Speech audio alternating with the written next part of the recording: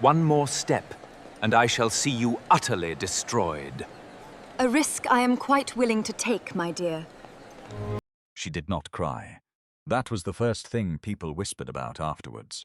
When the Duke of Crestwood stood in the middle of the Harlow Winter Ball, crystal chandeliers blazing overhead, 300 of London's finest holding their breath, and pointed at his own wife, like she was a maid who had tracked mud on his carpet, Eleanor did not cry. He had said it loudly, deliberately, with the particular cruelty of a man who has mistaken his wife's grace for weakness one too many times.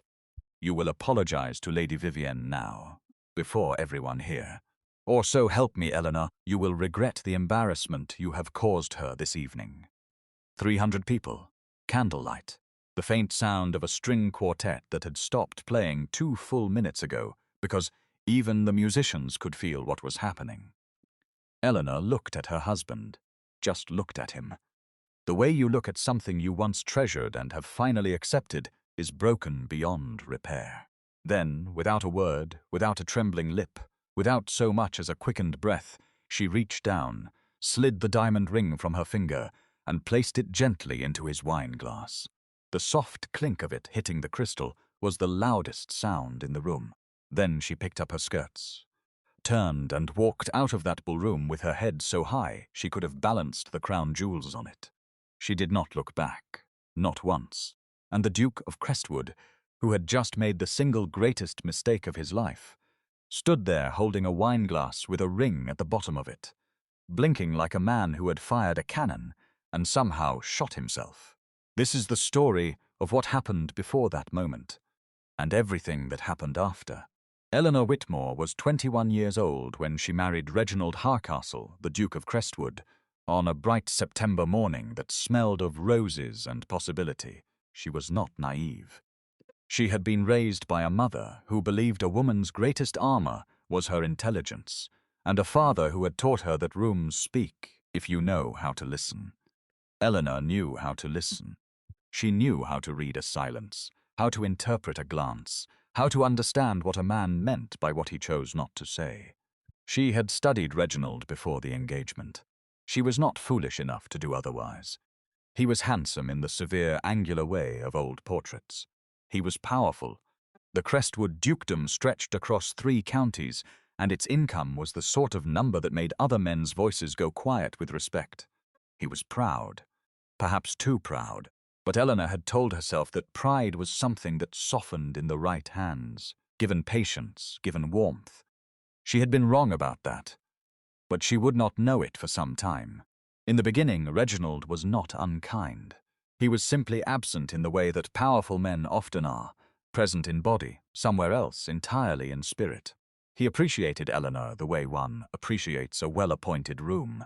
She was beautiful, intelligent, socially flawless, and reflected extraordinarily well on him in company. She managed his households with quiet efficiency. She remembered the names of every tenant, every servant, every minor lord and his wife. At dinner parties, she steered conversations away from disaster with the skill of a seasoned navigator, and Reginald would catch himself watching her sometimes with something almost like wonder. But wonder is not the same as attention, and attention is not the same as love. Edmund Casley noticed the difference. Edmund was Reginald's oldest friend. They had grown up on neighboring estates, gone to the same schools, navigated the same world. Where Reginald was sharp angles and cold authority, Edmund was warmth and steadiness. The kind of man who remembered your birthday and meant it when he asked how you were.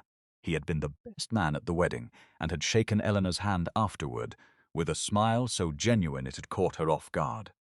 "He is lucky," Edmund had said simply. "I hope he knows it." It was such an uncomplicated thing to say. Eleanor had thought about it more than she should have in the years that followed. Edmund visited often. He and Reginald had the easy companionship of men who had known each other before they knew themselves. And slowly, without design or intention, Edmund and Eleanor developed their own quiet friendship, built in the margins of Reginald's attention, over books recommended and returned with notes in the margins, over debates about history and the state of the country, while Reginald dozed by the fire. over shared glances when Reginald said something particularly obtuse. Edmund saw Eleanor. That was the simple truth of it. He saw her the way Reginald never bothered to, and he was far too honourable a man to do anything about it. Lady Vivienne Ashcroft arrived in their social orbit 2 years into the marriage, and Eleanor recognised her immediately for what she was. Not because Eleanor was paranoid or suspicious, but because Eleanor listened to rooms, and every room Vivienne entered told the same story.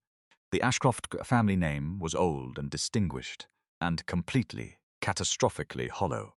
The fortune was gone, spent by Vivienne's father through a combination of bad investments and worse gambling. The brother, Lord Ashcroft, had a reputation so tattered that respectable doors were quietly closing in his face. The family needed restoration. They needed access. They needed a powerful, besotted man whose name and influence they could borrow long enough to repair their own. They chose Reginald with the precision of surgeons. Vivienne was extraordinarily beautiful. She was also disciplined in the way that only people with something to prove ever are. She laughed at Reginald's every word. She gazed at him like he was the most remarkable man she had ever encountered in her considerable life experience. She made him feel at 41 like a young man who had not yet made all his best decisions. Reginald fell completely and utterly. Edmund saw it happening and said so, quietly at first, in the way of a man who hopes he is wrong. Then with more urgency as the months passed, and Reginald's absences from home grew longer, as the way he looked at his wife shifted from indifference to something almost like irritation, as though Eleanor's quiet dignity had become an inconvenience to him. "You are being played, Reginald," Edmund said plainly, one afternoon in Reginald's study. "The Ashcroft family is drowning, and Vivienne is using you as a rope, and you are throwing away a woman worth 10 of her." Reginald had laughed, actually laughed, with the particular condescension of a man who has confused certainty for wisdom. "You have always had a soft spot for Eleanor," he said, not unkindly but with an edge underneath it. "I think perhaps your concern is not entirely selfless, old friend." Edmund had left the study without another word. He did not bring it up again. But he did not stop watching, and he did not stop worrying. Eleanor, for her part, said nothing. She had known about Vivienne within 3 weeks of the affair beginning. Servants talk. And Eleanor had spent 2 years cultivating genuine relationships with every member of the household staff, not because she was calculating, but because she was kind. And kindness accumulates interest. She knew. She endured. She maintained the household, attended the social engagements, smiled at the right moments, and privately, quietly, began making decisions about her own future with the same methodical calm she brought to everything. She was not plotting revenge. Eleanor was not built for revenge. She was simply a woman of great intelligence who had finally accepted a truth she had been resisting and was now preparing accordingly. The Viscount of Harlow held his winter ball every December with the kind of extravagance that made lesser men feel inadequate and lesser women feel underdressed. 300 guests. Imported flowers in December. A supper that lasted 4 courses and a champagne supply that had reportedly required 2 separate deliveries. He did not take it. So Eleanor Harcastle, Duchess of Crestwood, reached down with the same steady hands that had managed his households and raised his social standing and borne his neglect with grace for 4 years, and she slid the diamond ring from her finger. She placed it into his wineglass. Clink. She picked up her skirts. She walked out. Not a word, not a tear, not a single backward glance. Behind her, the silence lasted a full 10 seconds. Then it shattered into 100 furious whispers, and the Duke of Crestwood stood in the wreckage of his own, making with a wineglass and a sinking, nauseating feeling that he had just made a terrible mistake. Edmund, standing near the doorway, watched Eleanor leave. Then he looked across the room at Reginald with an expression that was not triumph and not anger but something sadder and quieter than both. He set down his own glass and followed her out. London talked of nothing else for 2 weeks. The spread the way only the truly spectacular scandals do, quickly, completely, and with the peculiar energy of a ton that had collectively watched Eleanor Harcastle be magnificent for 4 years, and had privately felt, in that way people feel things they rarely say aloud, that she deserved considerably better than she had been given. The sympathy was entirely hers. The Duke found this out immediately, and it did not improve his temper. He sent 3 letters to the address where Eleanor had gone, her late mother's townhouse, held in Eleanor's own name, which Reginald had apparently forgotten existed. The first was imperious. The second was frustrated. The third attempted something close to justification. Eleanor read all 3 with the same composed expression and replied to none of them. He called in person on the 4th day. The butler, who had known Eleanor since she was a girl and possessed the immovable loyalty of old staff, informed His Grace that Her Grace was not receiving visitors at present. When Reginald pointed out that he was not a visitor but a husband, the butler's expression communicated, with magnificent restraint, that this distinction was not as relevant as His Grace seemed to believe. Reginald went home furious. Meanwhile, Vivienne, having noticed that the scandal had turned entirely against Reginald, and that being associated with a man the ton was quietly laughing at was not part of her original arrangement, began to recalibrate. Her family had what they needed. Her brother's reputation, buoyed by Reginald's months of public endorsement and the doors that endorsement had opened, was sufficiently restored. Lord Ashcroft had already secured 2 profitable business partnerships he could never have accessed without Reginald's name attached. Vivienne herself had used the social visibility of being the Duke's chosen companion to position herself in exactly the right circles. And a French Marquess named Beaumont had been paying her very focused attention for the last 6 weeks. The letter she sent Reginald was brief, graciously worded, and utterly final. She wished him well. She felt they had grown in different directions. She hoped he would find contentment. She was engaged to the Marquis Beaumont by the following fortnight and moved to Paris within the month. Reginald read her letter 3 times. Then he sat very still in his study for a very long time. Edmund had been right.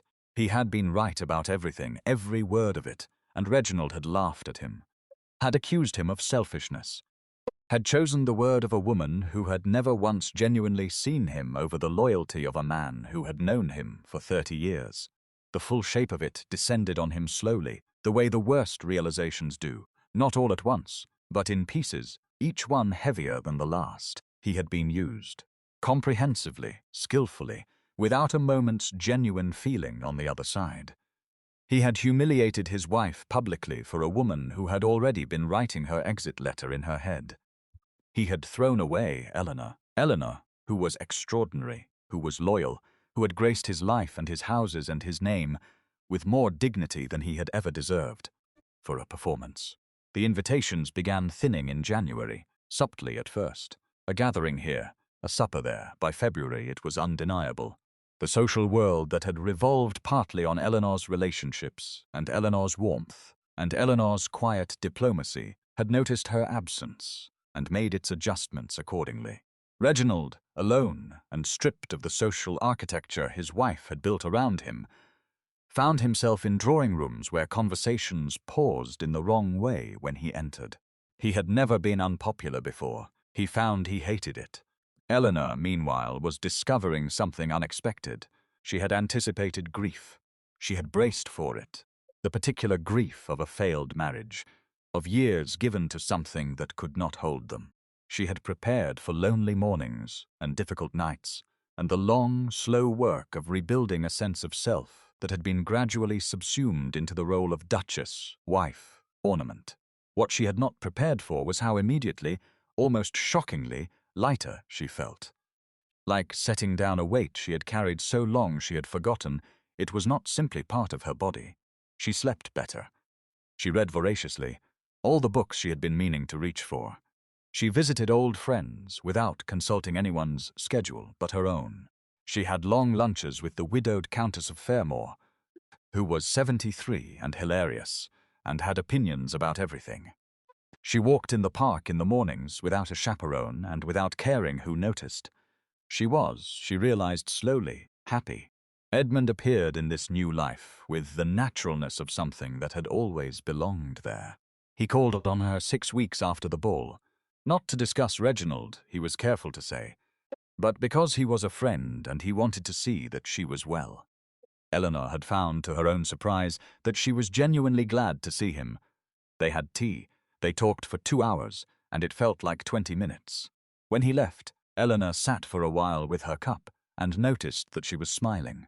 He came back the following week, and the week after. There was nothing hurried about it. Edmund was not a man who hurried important things, and Eleanor was not a woman who needed to be swept. They built something carefully, honestly. The way people build things when they are old enough to know the difference between excitement and substance. He told her once, on a walk through the grounds of the estate he had recently inherited from his uncle, that he had admired her for years. He said it simply, without drama, looking straight ahead at the winter garden. "I know it is not what one says," he added, "given everything, but I think you deserve honesty from at least one person who has known you." Eleanor had looked at him for a long moment.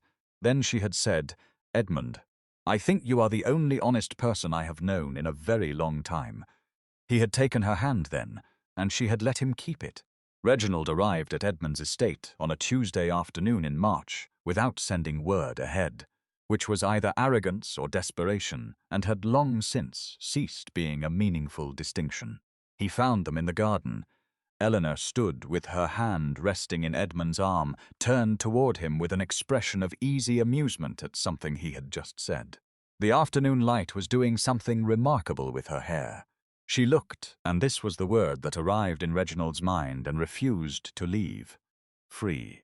She looked free in a way he had never seen in 4 years of marriage, as though some permanent tension had left her body and taken up residence elsewhere. Edmund saw him first. His expression did not change much. There was no victory in it. Edmund was not made for victory laps. There was only the steadiness of a man who had nothing to apologize for. Eleanor turned. She looked at Reginald with the same composure she had always worn, and he searched her face for something. Hurt, anger, any sign that the last 4 months had cost her what they had cost him. He found nothing of the kind, only calm and something almost like sympathy. "Reginald," she said simply. He had prepared a speech. He had actually prepared a speech, had spent 3 evenings drafting and redrafting it, which was more effort than he had put into the marriage itself. A fact that had occurred to him at some point during the 3rd evening, and had sat very badly. The speech addressed his failures with what he believed was appropriate humility. It acknowledged Vivienne as the mistake she had been. It asked at its conclusion whether there was any possibility, any at all, of beginning again. He delivered it. Standing in Edmund's garden with the March wind cutting through his coat, he delivered all of it, including the conclusion. Eleanor listened. She gave him the full courtesy of her attention, which was more than he deserved, and both of them knew it. When he finished, she was quiet for a moment. "I forgive you, Reginald," she said, and it was genuine, completely, unmistakably genuine, with no performance in it whatsoever. "I mean that. I forgave you some time ago. Not for your sake, but for mine. I have no anger left for you. I have no bitterness at all." Reginald felt something complicated move through his chest. "Then perhaps," he began. "No," she said, gently, firmly, like closing a book that had already been finished. "Not because I hate you, but because I am happy, Reginald. Perhaps for the first time in a very long while, and I intend to remain so." She turned back to Edmund then, not dramatically, not to make a point, simply because he was where she wanted to be. Reginald stood for another moment. Then he nodded once. The nod of a man who has run out of arguments and has enough remaining dignity to recognize it, and walked back to where his horse was waiting. He did not look back. It is a strange thing, poetic in the way that life occasionally manages, that the last thing Reginald Harcastle, Duke of Crestwood, saw as he rode away from Edmund's estate was Eleanor laughing, head tilted back, completely unguarded, laughing the way a woman laughs when she is exactly where she is supposed to be. He rode home alone. They married the following autumn, on a quiet morning with only close friends in attendance. No grand cathedral, no society spectacle. Eleanor had had her grand wedding, and knew now that she preferred honesty to spectacle. Edmund cried slightly at the altar, which Eleanor had expected, and which she found she loved him more for. The Duke of Crestwood eventually rebuilt some semblance of his social standing, a slower, humbler version of it, stripped of the easy confidence that had once let him treat people as furniture. Those who knew him said he was changed, more careful. Whether wisdom had finally arrived or simply loss, it was difficult to say. He never remarried. Vivienne Ashcroft became the Marchioness Beaumont and lived in Paris, which suited everyone perfectly. Edmund had been right about all of it, of course, but he was far too decent a man to ever say so aloud. He didn't have to. Eleanor already knew, and the ring that fell into a wine glass on a winter's night, in a ballroom full of witnesses, it was never retrieved. Some things are better left exactly where they land. If you watched all the way to the end, thank you. Truly, this is my very first video on this channel, and I will be honest with you. I am just starting out. I am building something here, one story at a time, and I would love for you to be part of it from the very beginning. If Eleanor's story moved you, if you felt that ring hit the glass, if you smiled at the ending, please subscribe. It means everything to a brand new channel still finding its feet. And I have a little question for you in the comments. Where in the world are you watching from? I want to know where my very first viewers are. Drop your country, your city, wherever you are. Let's see just how far this first story travels. Share this video with someone. It also helps my channel gain traction. Thank you so much, and see you in the next story.